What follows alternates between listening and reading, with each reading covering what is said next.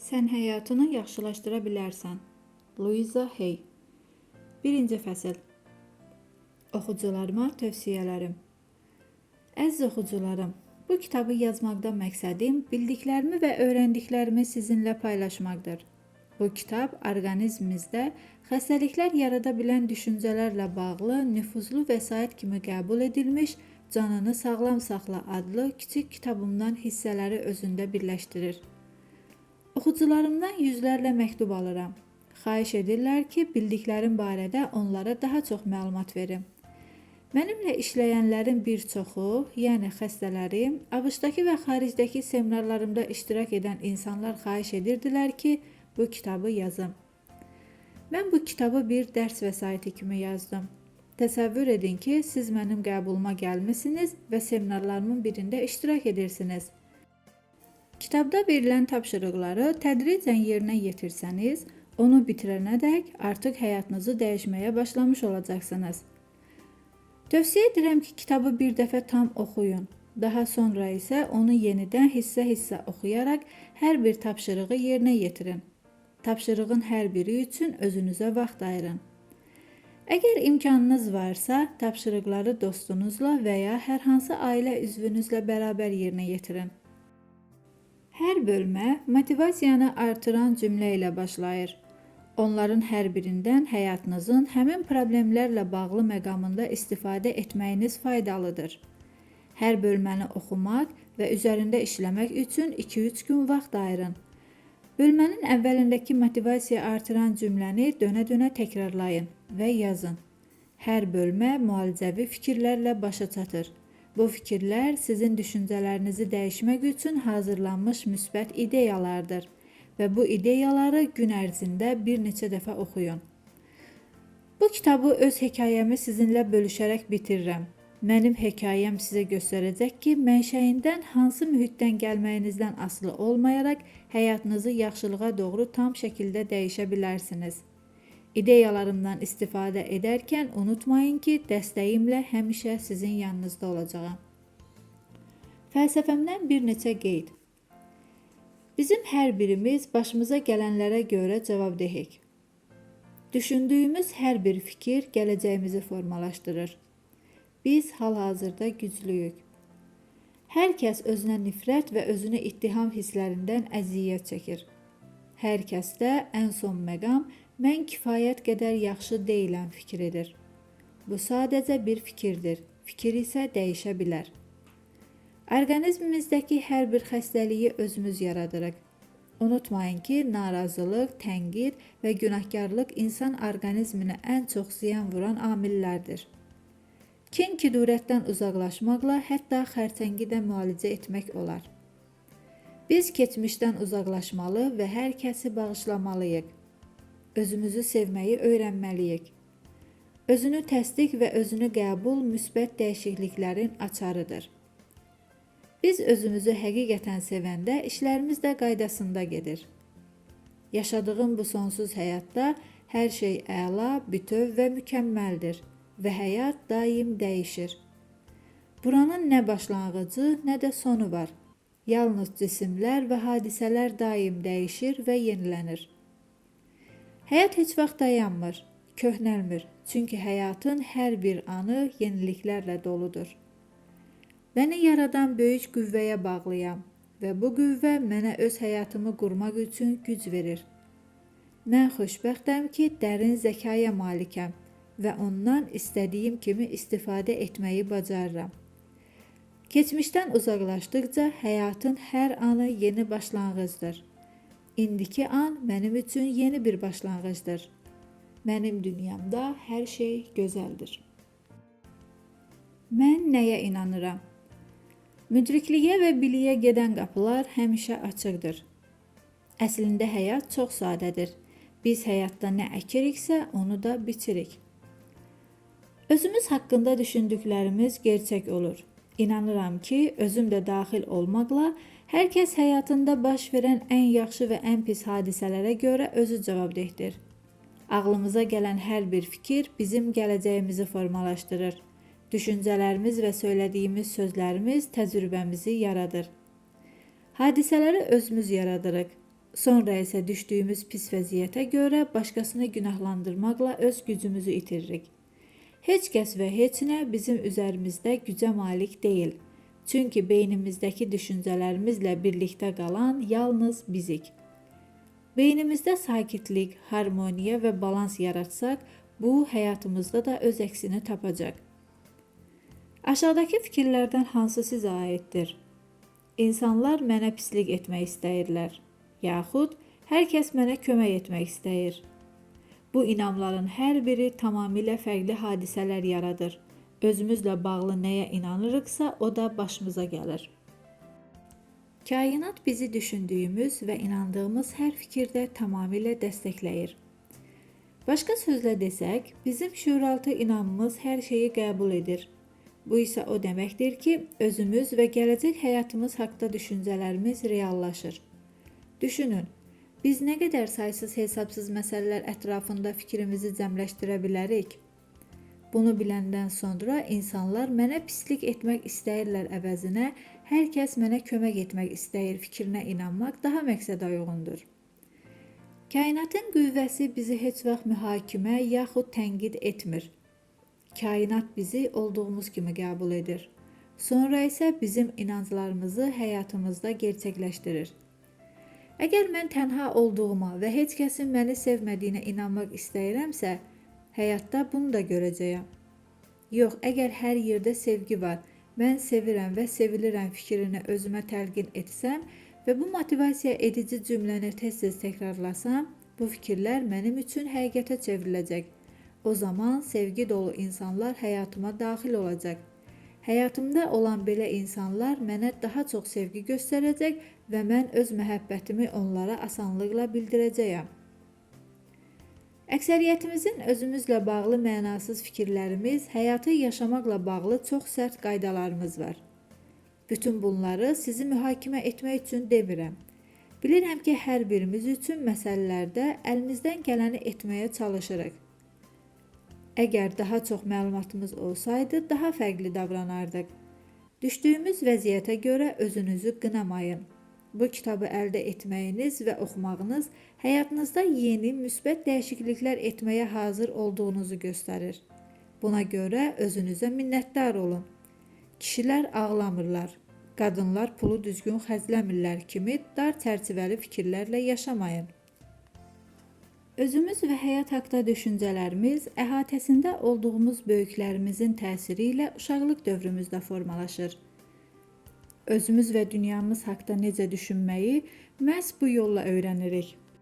Belə ki, əgər siz çox bədbəxt, qorxu içində olan, günahkar, qəzəbli insanların əhatəsində yaşamısınızsa, özünüz və dünyanız haqqında çoxlu mənfi fikirlər formalaşacaq. Mən heç nəyi düz etmirəm. Bu mənim günahımdır. Əgər mən hisslənirəmsə, deməli pis adamam kimi fikirlər insanın həyatını alt-üst edir. Yaşa dolduqca özündə uşaqlıq illərimizi əks etdirən emosional mühit yaratmaq istəyirik. Bunun yaxşı və ya pis, düzgün və ya səhv olduğunu deyə bilmərəm. Bu yalnız içimizdə olan ev anlayışının təsirindəndir. Şəxsi münasibətlərimizi quranda da çalışırıq ki, onları valideynlərimizlə olduğumuz kimi, yaxud valideynlərimizin öz aralarında olan münasibətlər kimi quraq. Fikir versəniz, görərsiniz ki, sevgililəriniz, yaxud müdirləriniz eynilə sizin ana və ya atanıza bənzəyir. Biz də özümüzlə valideynlərimizin bizə qarşı davrandığı kimi davranırıq. Özümüzü eynilə onlar kimi danlayır və cəzalandırırıq. Özümüzə qulaq asarkən də valideynlərimizin dediyi sözləri təkrarladığımızı eşidirik. Uşaq vaxtı valideynlərimiz bizi necə sevib ruhlandırırsa, biz də indi özümüzlə eyni qaydada davranırıq. Özünüzə daha çox sən heç vaxt heç nəyi doğru etmirsən. Bütün bunlar sənin günahındır. Yoxsa sən gözəlsən, mən səni sevirəm deyirsinizmi? Bütün bunlara görə mən valideynlərimi günahlandırmazdım. Biz qurbanların qurbanıyıq. Onlar bilmədiklərini bizə öyrədə bilməzdilər. Ananızın yaxud atanızın özünü sevməyi bilmədiyi halda sizə bu hissi öyrətməsi qeyri-mümkündür. Onlar uşaqlıqda öyrəndiklərini tətbiq etmək üçün əllərindən gələni edirlər. Əgər valideynlərinizi daha yaxşı başa düşmək istəyirsinizsə, onlardan öz uşaqlıqları haqqında danışmağı xahiş edin. Əgər siz onları diqqətlə dinləsəniz, onlarda olan qorxunun, sərt davranışların hardan gəldiyini biləcəksiniz. Sizinlə pis davranan valideynlərinizlə də uşaqlıqlarında pis davranıldığını görəcəksiniz. Mən inanıram ki, valideynlərimizi biz özümüz seçirik. Hər birimiz müəyyən məkanda və zamanda dünyaya yenidən gəlməyimizə qərar veririk. Öz mənəvi inkişaf və inqilabi yolumuzda bizi irəli aparacaq xüsusi həyat dərsi keçmək üçün dünyaya gəlməyi özümüz seçmişik. Biz cinsimizi, rəngimizi, doğulmaq üçün ölkəmizi seçirik. Daha sonra bizim fikrimizcə bu həyatımızda həll etməyə çalışdığımız problemləri özündə əks etdirən valideynləri seçirik. Böyüyəndən sonra isə adətən bu sizin günahınızdır deyib valideynlərimizi günahlandırırıq. Əslində isə onları biz seçmişik. Çünki onlar bizim problemlərimizi həll etmək niyyətimizə çox uyğun gəlirlər. Bizim inamımız hələ körpəykən formalaşır. Daha sonra həyatımızı inamlarımıza uyğun şəkildə qururuq. Dönüb arxaya baxdıqda eyni işi neçə dəfə təkrar etdiyinizi görürsünüz. İnandığınız bir şeyi əks etdirdiyi üçün eyni işi dəfələrlə təkrar edirsiniz. Problemin nə qədər uzun müddətli, yaxud böyük, ya da həyatınız üçün nə qədər təhlükəli olmasının sizin üçün fərqi yoxdur. Təsir gücü həmişə indiki zamandadır. Bugünə qədər başımıza gələn bütün hadisələr bizim keçmişdəki düşüncə və inamlarımız sayəsində baş verib. Onları sizin dünən, keçən həftə, keçən ay, keçən il, 10, 20, 30, 40 il öncə yaxud daha əvvəllər yaşınıza uyğun işlətdiyiniz sözlər yaradıb. Lakin bu sizin keçmişinizdir və artıq bitib. Əsas odur ki, siz indi nə düşünür, nəyə inanır və nə deyirsiniz. Çünki bu fikirlər və sözlər sizin gələcəyinizi formalaşdıracaq. Təsir gücü indiki zamandadır və sabahkı, gələn həftə, gələn ay, gələn il və daha sonraki hadisələri formalaşdırır. Hazırda nə düşündüyünüzə diqqət edin. Yaxşı şeylər haqqında düşünürsünüz, yoxsa pis şeylər? İndi barəsində düşündüyünüz şeylərin gələcəyinizə təsir etməsini istəyirsinizmi? Sadəcə buna diqqət edin və bu haqqda məlumatınız olsun. Üzərində çalışmalı olduğumuz tək şey fikirlərimizdir və onları dəyişmək mümkündür. Hansı problem olursa olsun, bütün yaşadıqlarımız yalnız fikirlərimizin zahirə çıxması və ya təzahürüdür. Hətta özünüzə nifrət, özünüz haqda fikrə olan nifrətinizdir. Özünüz haqda düşündüyünüz mən pisəm fikri xoşagəlməz hisslər yaradır və siz bu hisslərə qapanırsınız. Bu cür düşünməsəniz, belə hisslər də olmayacaq. Bütün fikirlər dəyişə bilər. Fikirlərinizi dəyişin və bu hissləri özünüzdən uzaqlaşdırın. Bütün bunlar bizi keçmiş istirablarımızda ilişib qalmaq üçün yox, inamlarımızın hardan gəldiyini göstərmək üçündür. Keçmişdəki mənfi hisslərin nə qədər davam etməsindən asılı olmayaraq, bu dövr bizə təsir edə bilməz. Əsas təsir gücü indiki zamandır. Bunu anlamaq nə qədər möhtəşəmdir. Gəlin elə indicə özümüzü azad etməyə başlayaq. İnansanız da, inanmasanız da bu bir həqiqətdir ki, düşüncələrimizi biz özümüz seçirik. Biz bir məsələ haqqda dönə-dönə düşündüyümüzdən seçim etmədiyimizi fikirləşirik. Lakin biz doğrudan da seçim etmişik. Biz bəzi məsələlər haqqında düşünməkdən imtina edə bilərik. Özünüz barədə müsbət fikirlərdən dəfələrlə imtina etmisiniz.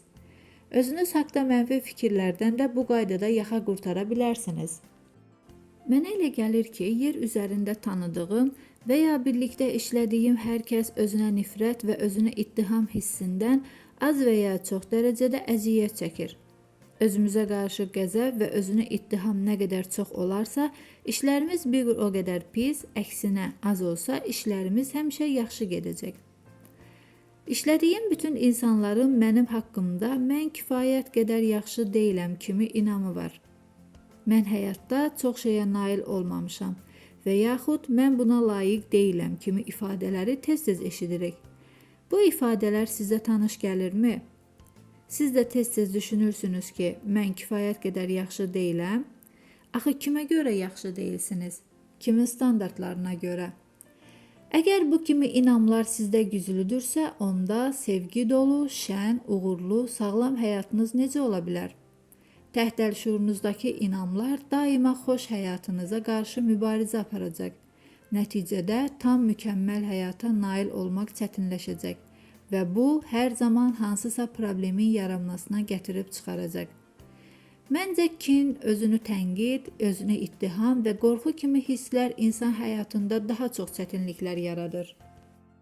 Sadaladığım bu 4 his orqanizmimizdə və həyatımızda böyük problemlərə səbəb olur. Bu hisslər daha çox başqalarını günahlandırmaq və öz məsuliyyətimizi dərk etməmək səbəbindən meydana çıxır. Əgər biz hərəkətlərimizə görə məsuliyyət daşısaq, heç kəsi günahlandırmağa ehtiyac qalmayacaq. Həyatımızda baş verən bütün hadisələr düşüncələrimizin təzahürüdür. Mən insanların pis davranışlarını dəstəkləmirəm. Sadəcə inamlarımız bizimlə belə rəftar edən insanları özünə cəlb edir. Əgər beyninizdə hamı məni tənqid və ya təhqir edir, alçaldır, heç kəs mənə kömək etmir kimi fikirlər dolaşırsa, bu sizin düşüncə tərzinizdir və bu fikirlər ətrafınıza belə davranışı olan insanları toplayır. Bu fikirlərdən uzaqlaşmaqla həmin insanları da özünüzdən uzaqlaşdıracaqsınız. Onlar bu hərəkətləri başqalarına qarşı edəcəklər. Siz artıq onları cəlb etməyəcəksiniz. Aşağıda bu cür düşüncə tərzinin nəticələrinə aid bir neçə nümunəyə nəzər salaq. Uzun müddətli kin insan bədənini getdikcə zəiflədən və xərçəng adlandırdığımız xəstəliyə gətirib çıxara bilər. Özünü tənqid daimi vərdişə çevriləndə insan orqanizmində artrit xəstəliyinə səbəb ola bilər. Özünü ittiham hissi həmişə cəza axtarışındadır. Cəza isə ağrı gətirir. Mənim yanıma çoxlu ağrıları olan insanlar gələndə bilirəm ki, o daima özünü ittiham hissi ilə yaşayır. Qorxu və onun yaratdığı gərginlik insan orqanizmində köçərliyə, mədə yarasına, hətta ayaq ağrılarına səbəb ola bilir. Təcrübələrim əsasında aşkar etdim ki, bağışlamaq və kindən azad olmaq, hətta xərçəng xəstəliyini də müalicə edir. İlk baxışdan bu sizə bəsit görünə bilər, lakin mən bunu öz iş təcrübəmdə müşahidə etmişəm. Biz keçmişə olan baxışlarımızı dəyişə bilərik. Keçmiş keçmişdə qaldı. Biz indi onu dəyişə bilmərik. Lakin biz keçmiş haqqdakı düşüncələrimizi dəyişə bilərik. Bugün kiminsə bizi nə vaxtsa incitdiyini xatırlayaraq özümüzü cəzalandırmağımız ağılsızlıqdır. Mən ürəyində dərin kin saxlayan insanlara tez-tez deyirəm. Nə qədər ki çətin deyil, çalışın bu kindən yaxa qurtarın. Bunu cərrah bıçağının altında yaxud ölüm yatağında təlaşla mübarizə apardığınız günə saxlamayın. Biz təlaşda olanda fikirlərimizi özümüzü rahatlamağa yönəldə bilmirik. Çünki ilk növbədə qorxunu aradan götürmək lazımdır. Əgər biz özümüzün köməksiz qurbanlar olduğumuza və həyatımızda heç nəyə ümid qalmadığına inansaq, onda kainat bu fikirlərinizi dəstəkləyəcək və vəziyyətimiz getdikcə daha da pisləşəcək. Bizə kömək etməyən, heç bir müsbət təsiri olmayan bu mənasız, köhnəlmiş mənfi fikir və inamlardan qurtulmaq çox vacibdir. İnanmalıyıq ki, hətta Allah da hər bir işi bizim xeyrimizə edir. Keçmişdən yaxa qurtarmaq üçün bağışlamağa hazır olmalıyıq. Biz keçmişdən uzaqlaşmalı, hər kəsi o cümlədən də özümüzü bağışlamalıyıq. Ola bilsin biz necə bağışlamağı bilmirik, yaxud bağışlamaq istəmirik. Lakin bağışlamaq istərdim deməklə özümüzü müalicə etməyə başlamış oluruq. Keçmişi unutmaq və hər kəsi bağışlamaq müalicəmiz üçün olduqca əhəmiyyətlidir. Mən sənin istədiyim kimi olmamağını bağışlayır və səni azad edirəm. Bu motivasiya edici cümlə bizi azad edir. Bütün xəstəliklərimiz bağışlaya bilməməkdən yaranır. İnsan xəstələnən zaman ürəyində kimi bağışlamaq istədiyini axtarmalıdır. Möcüzələr haqqında kurs kitabımda deyilir. Bütün xəstəliklər bağışlaya bilməməkdən yaranır. Xəstə insan ətrafına baxıb bağışlamaq istədiyi adamı axtarmalıdır. Mən bu fikrə onu əlavə etmək istəyirəm ki, O insanı bağışlamaq olduqca çətindir. İlk növbədə onu azad etməlisiniz. Bağışlamaq imtina etmək, azad etmək deməkdir. Lakin bunun ağılsız davranışla heç bir əlaqəsi yoxdur. Bu sadəcə bütün problemlərdən yaxa qurtarmaqdır. Bizim necə bağışlamağı bilməyimiz vacib deyil. Bizə lazım olan yalnız bağışlamaq istəyinin olmasıdır. Kainat özü necə bağışlamağın yolunu göstərəcək. Biz öz ağrılarımızı çox yaxşı hiss edirik. Lakin bağışlamaq istədiyimiz insanların da ağrılarının olduğunu başa düşməkdə çətinlik çəkirik. Biz anlamalıyıq ki, onlar həmin vaxt hər şeyin yaxşı olması üçün bilik və bacarıqları müqabilində əllərindən gələni ediblər. İnsanlar öz problemləri ilə yanıma gələndə onların mənə xəstəlik, kasıblıq, pis münasibətlər, yaradıcılıq uğursuzluqları və ya hansısa digər problemlərə görə müraciət etməsinin fərqinə varmıram. Mən yalnız bir şey üçün çalışıram. Bu da onlara özlərini sevdirməkdən ibarətdir. Mən görürəm ki, biz özümüzü sevdikdə və özümüzü olduğumuz kimi qəbul etdikdə işlərimiz yaxşı gedir. Elə bil hər yerdə kiçik möcüzələr baş verir. Bizim səhhətimiz yaxşılaşır, daha çox pul qazanırıq. Başqaları ilə münasibətlərimiz daha da yaxşılaşır. Yaradıcılıq imkanları açılır. Bütün bunlar sanki heç bir cəhd göstərmədən alınır. Sevgi, mənəvi rahatlıq, sakitlik, mehriban və etibarlı mühit əqli fəaliyyətinizi daha yaxşı təşkil etməyə, insanlarla isti münasibət qurmağa, yeni və daha yaxşı iş və yaşayış yeri tapmağa, hətta çəkinizi də normaya salmağınıza kömək edir. Özünü və orqanizmini sevən insanlar nə özlərini, nə də başqalarını incitmirlər. Mənəvi rahatlığınız və özünüzü olduğunuz kimi qəbul etməyiniz həyatınızın hər bir sahəsində müsbət dəyişikliklər üçün əsas açar rolunu oynayır.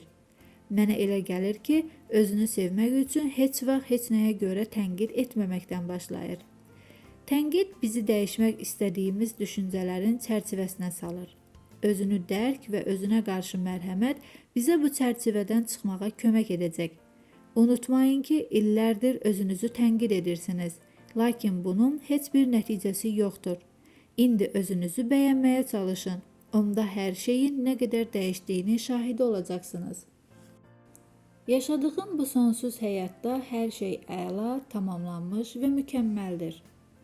Daxilimdə hər gün, hər an dövr edən gücün daha da böyük olduğuna inanıram. Bu kainatda yalnız vahid zəkanın olduğunu bildiyimdən özüm üçün müdrikliyə doğru yol açıram. Bütün cavablar, həll yolları, sağalma prosesləri və yeni yaradılmışları bu vahid zəkadan alıram.